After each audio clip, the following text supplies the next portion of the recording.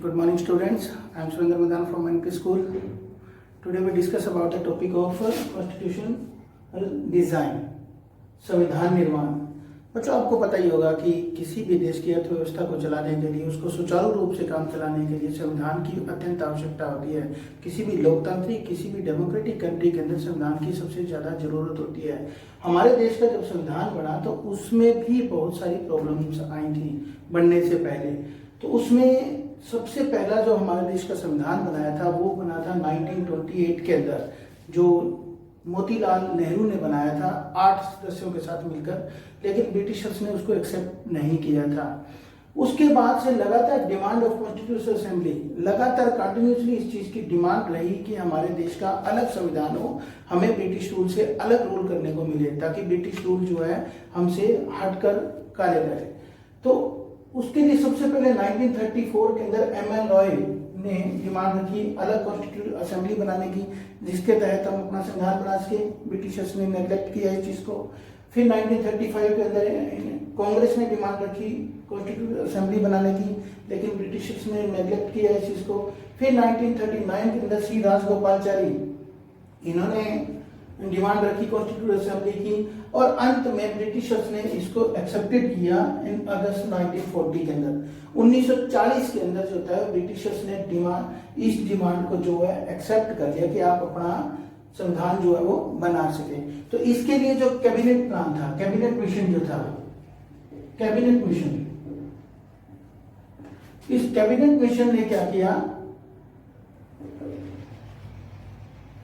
16 मई 1946 को संविधान सभा जो थी वो बना दी थी, कॉन्स्टिट्यूशनल असेंबली। इसको बनाकर लागू कर दिया कि अब जो है कॉन्स्टिट्यूशनल असेंबली के लिए जो है वो आप इलेक्शन जो है वो करवा सकते हो। और यहां पर जो थे इलेक्शंस होने थे टोटल, पहुंच जाऊं वीडियो। तो उसके बाद पूरे देश के अंदर जो थे वो इलेक्शंस होने थे, और इलेक्शंस के लिए टोटल, देखिए आपको पहले भी मैंने बताया हुआ है कि देश के दो पार्ट थे। एक तो थी प्रिंसली स्टेट्स जो स्वतंत्र थी, जो अंडर कंट्रोल तो ब्रिटिशर्स की थी, लेकिन वो अपना स्वतंत्र रूल करती थी, और दूसरी थी ब्रिटिश अंडर कंट्रोल में इंडिया। टोटल मेंबर थे इस कॉन्स्टिट्यूशनल असेंबली के लिए 389। पूरे टोटल जो इंडिया के अंदर जो दोनों ही प्रकार के जो इंडिया था, एक ब्रिटिश गवर्नमेंट के अंडर कंट्रोल में था और एक प्रिंसली स्टेट से था। तो टोटल 389 मेंबर्स जो थे वो यहाँ पर सिलेक्ट किए गए थे। इन 389 मेंबर्स से रिप्रेजेंटेटिव जो थे, जो इलेक्टेड हुए थे, 292 तो रिप्रेजेंटेटिव थे, और प्रिंसली स्टेट से जो रिप्रेजेंटेटिव आए थे वो 93 मेंबर थे। तो इस तरह से टोटल ये जो था कैलकुलेशन निकला, 389 में से टोटल थे 292 और 93 की जो संख्या आई थी। तो टोटल 389 मेंबर, टोटल रिप्रेजेंटेटिव में से 292, प्रिंसली स्टेट से 93 कैंडिडेट जो थे इलेक्शन के लिए सेलेक्ट हुए थे, जिसमें से टोटल जब इलेक्शन हुआ तो 296 सीट्स के ऊपर इलेक्शन हुआ, जिसमें कांग्रेस ने जो थी 208 सीटें जीती थी, और मुस्लिम लीग ने जो सीटें जीती थी वो 73 जीती थी। यहाँ पर जब ये सिलेक्ट किया गया था तो आपको पहले बता दूं कि कॉन्स्टिट्यूशन जो असेंबली थी वो 2 देशों के लिए नहीं बनी थी, वो सिर्फ एक ही देश के लिए बनी थी, जो इंडिया के लिए थी, भारत के लिए थी। लेकिन यहाँ पर जब इलेक्शन हुए, इलेक्शन का जो परिणाम आया, जिसमें कांग्रेस जो थी उसने मेजोरिटी हासिल की 208 सीट्स के साथ, और मुस्लिम लीग काफी ज्यादा पिछड़ गई।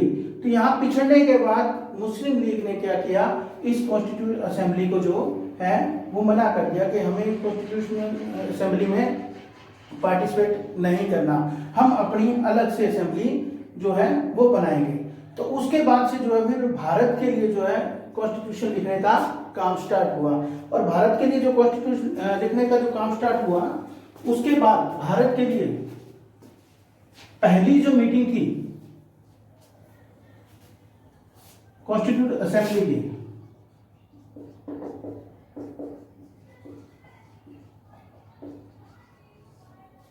फर्स्ट मीटिंग जो रखी गई थी,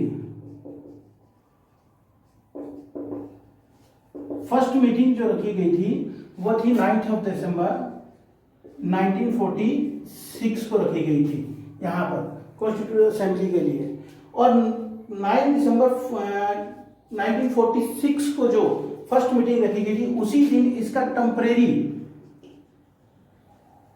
प्रेसिडेंट भी सिलेक्ट किया गया था।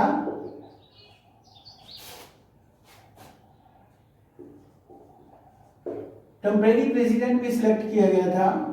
नाम था उनका डॉक्टर सच्चिदानंद सिन्हा।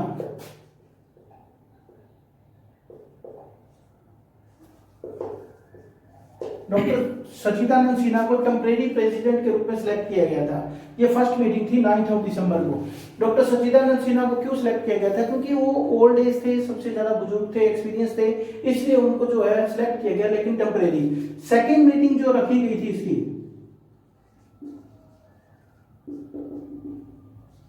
सेकेंड मीटिंग जो रखी गई थी वो रखी गई थी 11 दिसंबर 1946 को।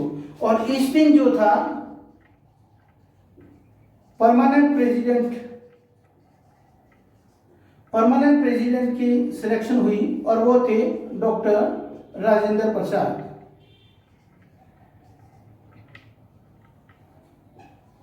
डॉक्टर राजेंद्र प्रसाद को जो है वो परमानेंट मेंबर जो था वो सिलेक्ट किया गया, परमानेंट प्रेसिडेंट के रूप में सिलेक्ट किया गया 11 दिसंबर 1946 के दिन।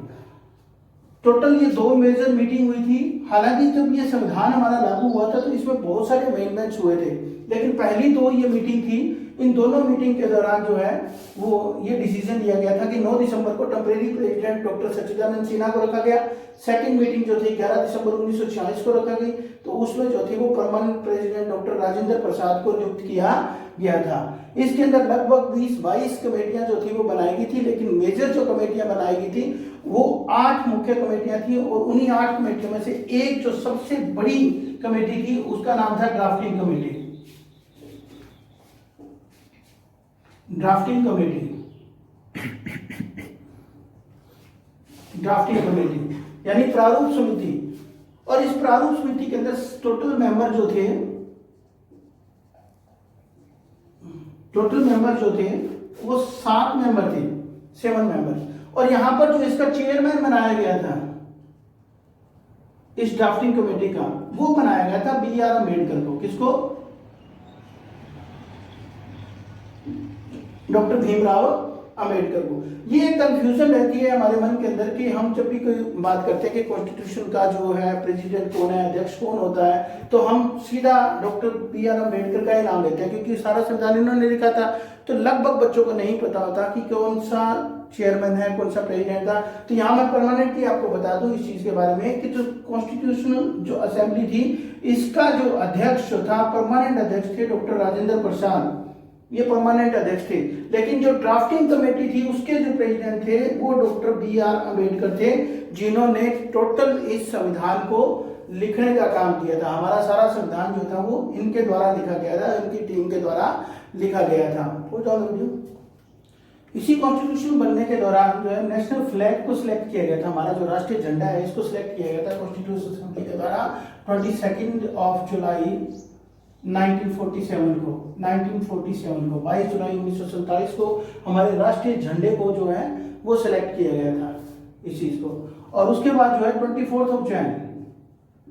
24 जनवरी 1950 को ही हमारा नेशनल एंथम जो था, हमारा राष्ट्रीय गान जो है, राष्ट्रीय गान और राष्ट्रीय गीत, इन दोनों को भी सिलेक्ट किया गया था 24 जनवरी 1950 के दिन जो है वो सिलेक्ट किया गया था। अब इतना जब हमारा संविधान जो है लगातार बन रहा है, इसमें लगभग 2000 से ज्यादा अमेंडमेंट यानी सुधार जो थे वो हुए थे।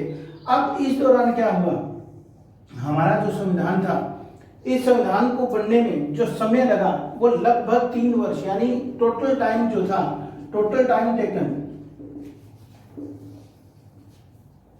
वो लगभग 2 वर्ष 2 years 11 months और 18 days का था। 2 साल 11 महीने और 18 दिन का जो हमारा संविधान था वो टाइम लगा इसको।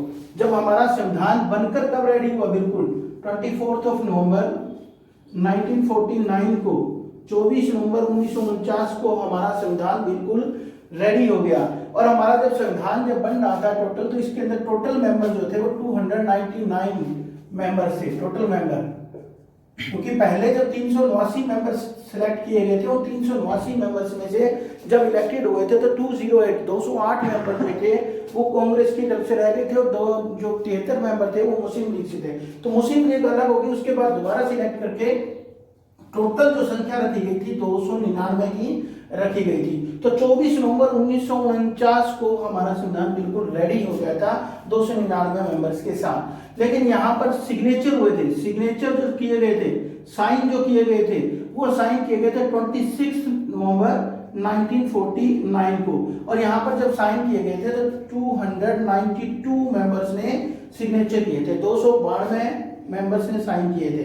लेकिन आपको एक चीज बड़ी अजीब लग रही होगी कि हमारा संविधान जब है इंप्लीमेंट कब हुआ था, आपको ध्यान होगा 26 जनवरी 1950 को हमारा संविधान जो होता है वो लागू हुआ था, 26 जनवरी 1950 को लागू हुआ था। लेकिन यहाँ पर जब हमारा संविधान 26 नवंबर 1949 को बनकर बिल्कुल रेडी हो गया, तो ये डिले क्यों, ये किस चीज के लिए लेट किया गया? तो ये इस चीज के लिए लेट किया गया, मैं आपको बता दूं कि पहली बार भारत ने फर्स्ट इंडिपेंडेंस स्ट्रगल जो था, इंडिपेंडेंट डे जो था वो 26 जनवरी 1930 को लाहौर में मनाया था। कहां पर मनाया था? लाहौर के अंदर। 26 जनवरी 1930 को 26 जनवरी 1930 को पहला स्वतंत्रता दिवस जो था भारत ने मनाया था पंडित जवाहरलाल नेहरू की अध्यक्षता के अंदर। इसलिए जो है 26 जनवरी 1930 यानी ये 26 जनवरी को एक हिस्टोरिकल डे, एक ऐतिहासिक दिन मानते हुए 26 जनवरी तक का वेट किया गया, और वेट करके 26 जनवरी 1950 को हमारे देश का संविधान जो था वो लागू किया गया था। तो इस तरह से हमारे देश का संविधान जो था वो बना था। इसमें टोटल समय जो था वो 2 साल 11 महीने और 18 दिन का समय था। और इसमें टोटल एक्सपेंडिचर जो हुआ था, जो खर्च हुआ था वो टोटल खर्च लगभग 64 लाख के आसपास था, 64 लाख के आसपास का खर्च जो था वो हुआ था। तो आपने देखा कि हमारे देश का जब संविधान बना था तो कब से लेकर लगभग 1934 से इस चीज की डिमांड बढ़ी आ रही थी। 28 में हालांकि पंडित मोतीलाल नेहरू ने हमारे देश का संविधान बनाया था, लेकिन ब्रिटिशर्स ने एक्सेप्ट नहीं किया। तो 34 से लगातार डिमांड बढ़ती 1940 के अंदर जाकर ब्रिटिशर्स ने इसको एक्सेप्ट किया। फिर 1946 के अंदर जो है कॉन्स्टिट्यूटिव असेंबली बनाई गई और इलेक्शंस करवाए गए, जहां पर मुस्लिम लीग नाराज हो गई क्योंकि मुस्लिम लीग को मेजोरिटी नहीं मिली।